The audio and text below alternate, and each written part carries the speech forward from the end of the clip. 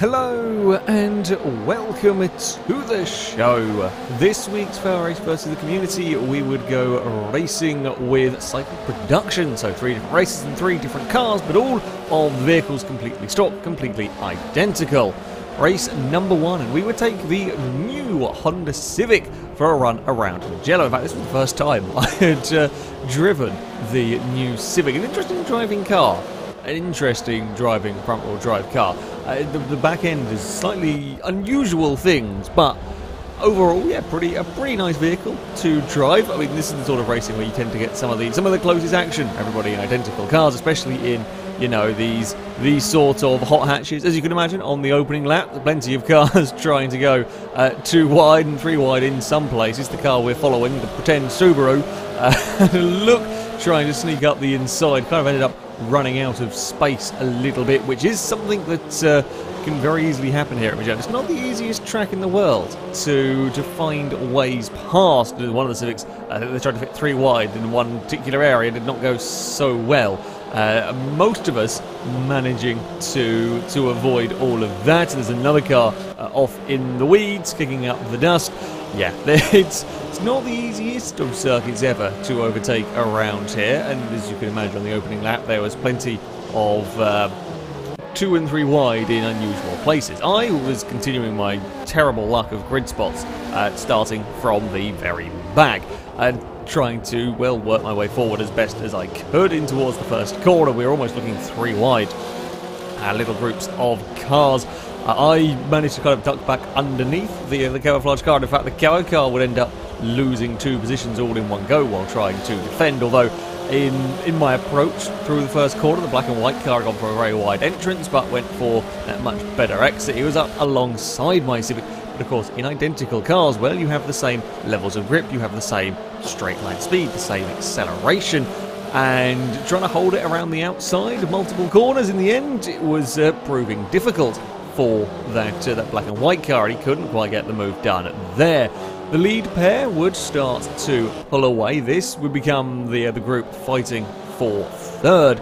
One thing that does happen, shall we say, with these sort of races, again, being everyone in identical cars, once groups have sort of started to break away, once you're running in clean air for a little bit of time, you can often find yourself either pulling clear or whatever, and larger gaps can sometimes form. This is the case with the leaders, running away a little bit from this group of cars. The black and green Civic was, well, coming under increasing threat, but the blue car not able to find a way past. Again, towards its next turn, you've really got to have a go up the inside there if you're going to try and find a way past.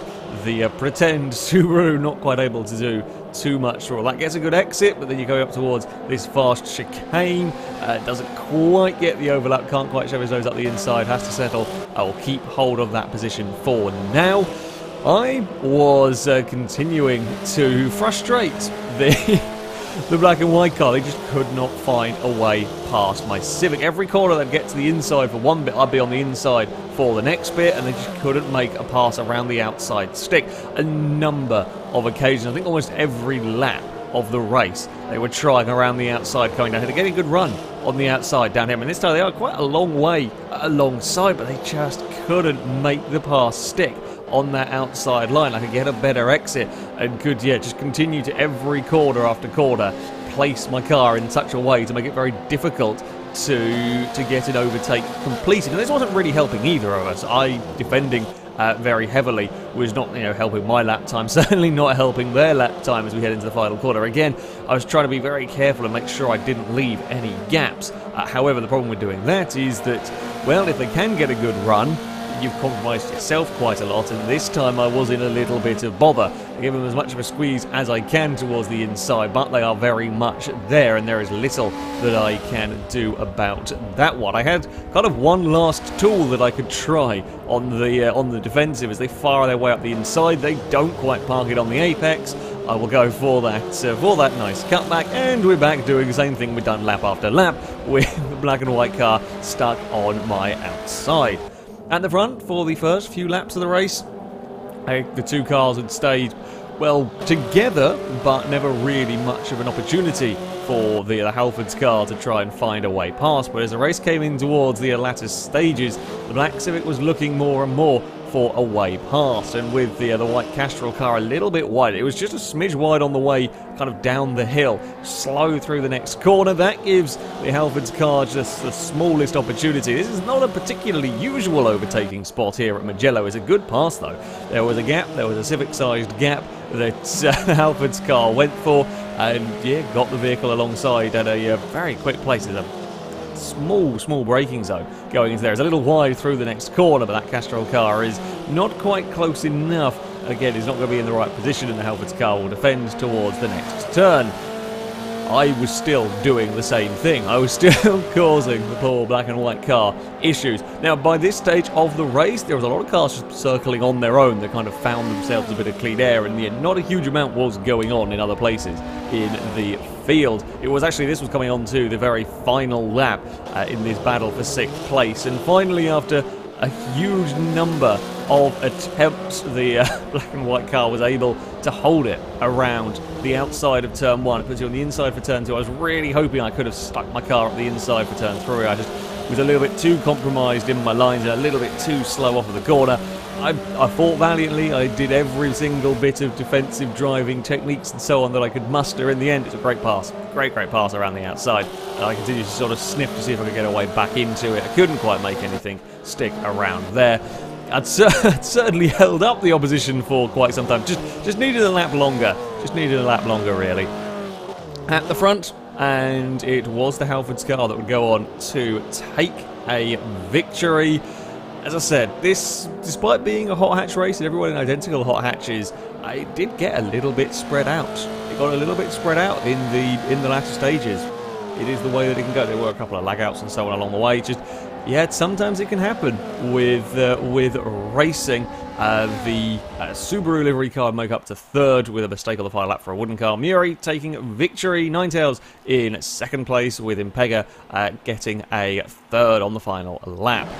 Race number 2, and we would head to Suzuka with the R34 Skyline. I should say, this replay I had a lot of problems with. Not only is it missing a bunch of cars, it's actually an utter nightmare to work with. Trying to skip forward or skip back in it took ages and ages to load. I think probably about 20 seconds to load. This was a horrendous replay to work with. I don't know why. I don't know why in particular this was such a bad replay to work with. I never had it like being awfully slow loading in the end, but basically a lot of stuff is quite broken with this one. Either way, the start, as you would expect, was on the rather busy side. 2 and 3 wides through the S's with the Skylines. Inevitably ended up in a couple of cars going for a bit of an off-track excursion. For me, well, I was once more starting at the back and trying to see if I could pick my way through the field as best as possible. I chose the wrong line to take. So often when you've got, 2 cars wide up ahead of you, you kind of got to go for what vehicle do you think is going to make its way best through that group, and then you stick behind that in the hopes that it will work.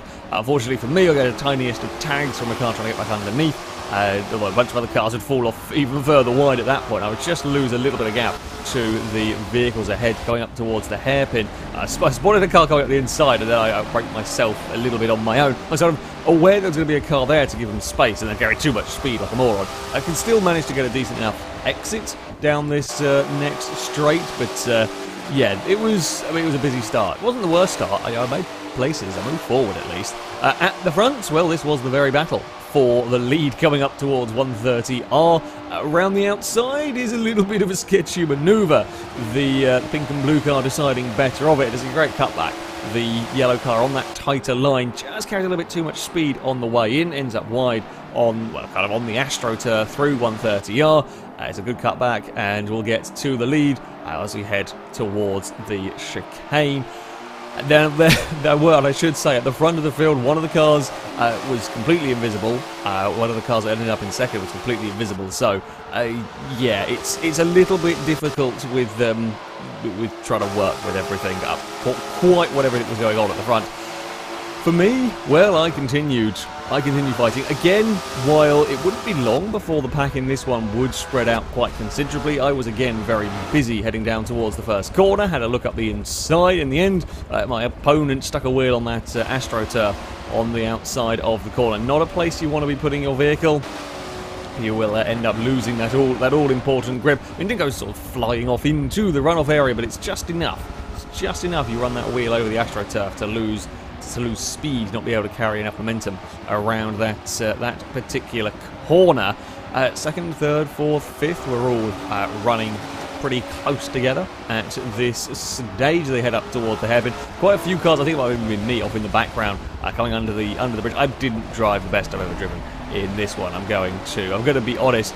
The hairpin, one of your better areas, if you like, for overtaking, although this time the red and silver car got a little bit ambitious up the inside, couldn't quite get it stopped in time, gave a slight bump to the vehicle ahead. They got away with it. In fact, everybody had a good run on the car up ahead. I don't know if they missed a shift or something, but either way, that yellow car was very, very much struggling for speed, although as they headed to Spoon, a pair of them get connected, and that's going to be 2 places for the red and white car, white and black vehicles moving up. Although out of all of this, it's the white and black car in now a 3rd place that's got the best run heading up towards 130 yard. Tried to get to the inside, couldn't do it. It's going to have a look around that outside low. We already saw a pass for the lead in a similar manner, though this time the white and black car not able to quite draw alongside in the same manner, and the red vehicle able to hold it on the circuit, didn't run wide, and then will defend up in towards the next corner. So the leader makes a big mistake with her wheel on the grass in the braking zone, although thankfully clear of this little group as they head through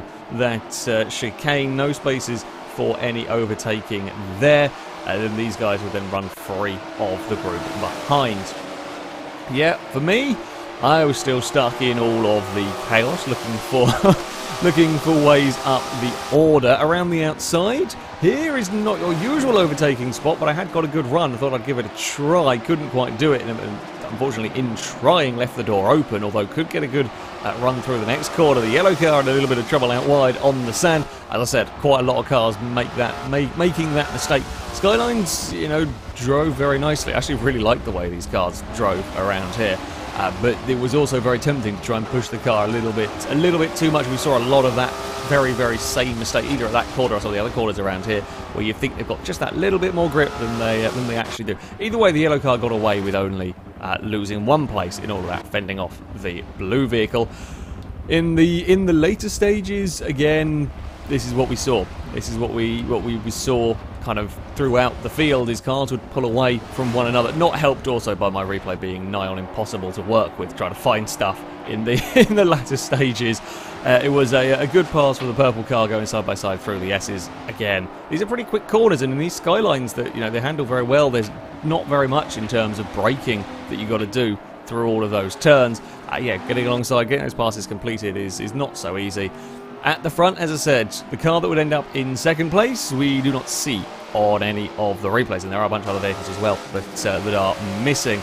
Our Victor, though, we can see the pink and blue car would cross the line and take victory. Again, a little bit like the Civic race. It was a little bit spread out after the first few laps without a huge amount going on. The podium seed is also incorrect. It was EVR Liam T that would take a victory. F1 Kieran would end up in 2nd, with Invisible AK rounding out the podium.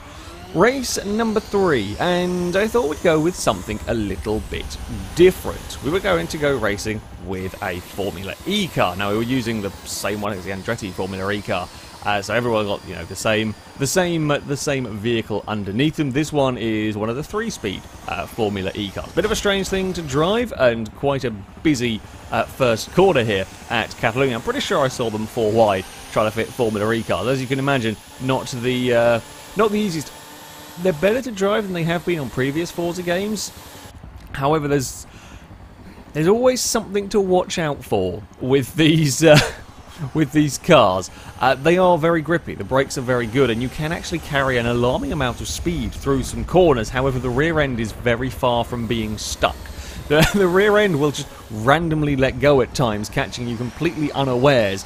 It's an interesting vehicle. As I said, I like them a lot more on Forza 7 than I have on any other Forza game in which the Formula E cars have been in, but they really do take some getting used to, and even then, you're pushing, you're racing hard. Little mistakes are very very common. I mean, you'll see at the top of the hill, this is kind of a prime corner. It's quick in these cars. You can really throw them through the corners, but the back ends are going to step out on that turn if you've just asked a fraction too much. On the opening lap, everything was actually relatively calm at the top of the hill, but it wouldn't remain like that throughout the whole race.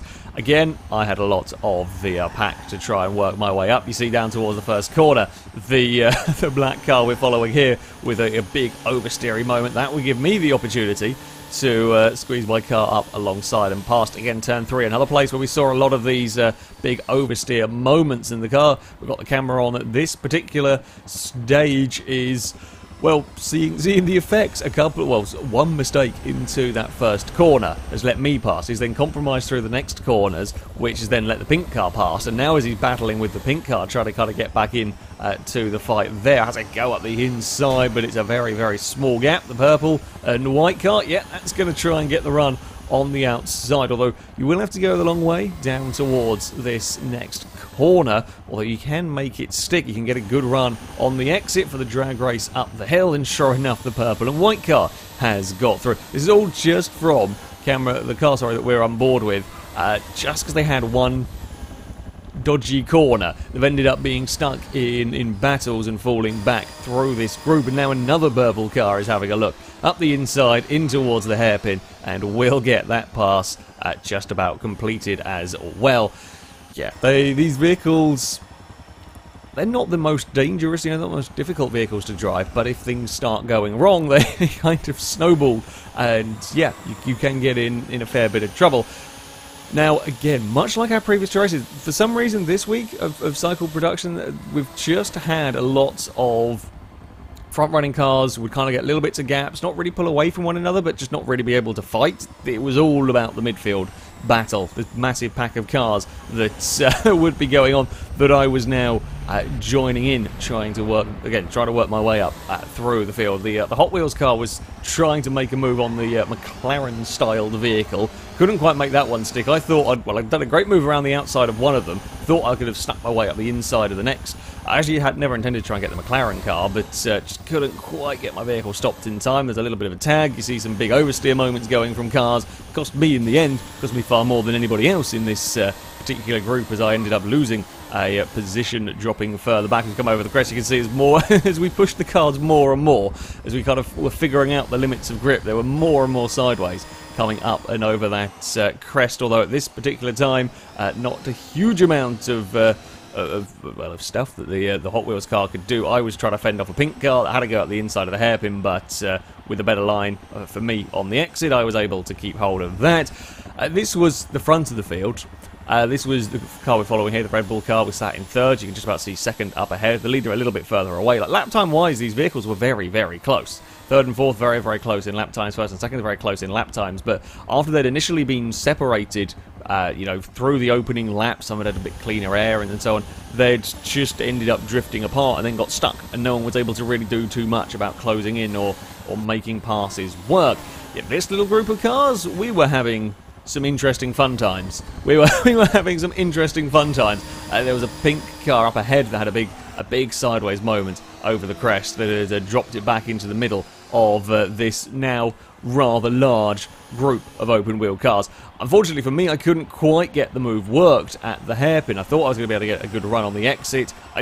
There was just not enough space for everything to go. I was then stuck on the outside trying to make something happen. Couldn't do it. Purple and black car was now having a look alongside as we head in towards the final chicane. It's all a little bit close quarters through here as more and more cars. The more we fought like this for a couple of laps, the more cars joined on the back of this train. It was a seriously impressive train. In the end, I tried all that I could through those final chicanes. I couldn't quite get any move done, although you can now sit in the slipstream all the way down the start-finish straight towards turn 1. Probably going to be one of your best overtaking spots in these cars. I go for the around the outside of turn 1 to get myself to the inside of turn 2. It almost worked. I mean, I get my car there, but I can't keep it there. In the end, that purple and black car with just too much speed, although a big slide through turn 3 for him. The pink car tried to get around the outside of me because I was a little bit slow being out of position, but he doesn't have the grip on the outside to make that one work. Down towards turn 4, the pink car's having a look up the inside. Again, though, not quite able to make that stick because someone in the background gets a wheel on the grass. A big slide. I mean, these things are sliding at the best of times, let alone when you've got a wheel on the grass. That's not what you want. Not what you want going on whatsoever. As I said, yeah, this group kind of grew in vehicles the more that we fought. This kind of neon-y yellow car having a look up the inside as the two cars ahead fought. There was an opportunity. It's up the inside at the top of the hill. There's another big slide for everybody, actually, through there. Like, when you're in the middle of this pack, it's very, very difficult. If you go too aggressive on the old attacking side, if you go too aggressive trying to find ways past, you leave yourself exposed to the vehicles that are behind you. But you've got to try and make a way past. You've got to try and make a lap time. Otherwise, the cars behind you are going to, be finding ways past on their own, essentially. It's more big slides from these Formula E cars. They are alarmingly oversteery at times. The vehicle we're looking at tries, isn't quite able to get up the inside into this final chicane. As up ahead, we were still fighting too wide through the chicane. Of the top 6, this would be the closest battle of the lot over 5th place, with the pretend McLaren and pretend Jaguar. The Jaguar livery looks amazing, I will say, on the Formula E cars. I mean, it's a very nice livery on a Formula 1 car. It's an awesome livery on a Formula E. The Jaguar to the outside at the hairpin. Not an easy place to get a pass completed there around that turn. If you do get the run on the exits, if you can get the car out of the corner well enough, you will be on the inside for the next nasty long corner. But yeah, you don't see too many passes around, especially not in identical cars. You don't see too many passes around the outside at the hairpin. To the front of the field, and as I said, while it was massive fun in the mid-pack, unfortunately for me, I would end up getting turned and dropped out of that group with a unfortunate racing incident that sometimes happen with these cars being notoriously twitchy. Yeah, at the front, it was not the most exciting race. There was little in terms of action for these guys. They just got to their spaces and just all set similar lap times. No one could really do anything about one another. Again, it happens. It happens. It happens in motorsport. And yeah, there's little you can do about it. Timid Ninetales taking victory, and Pega in second, with F1 Kieran rounding out the podium this time around.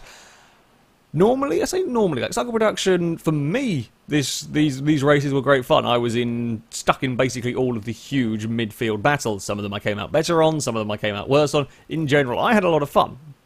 However, all 3 races we got into a little situation where cars pulled away and you ended up potentially being stuck in no man's land, or cars setting very similar lap times, and no one could really close any gaps.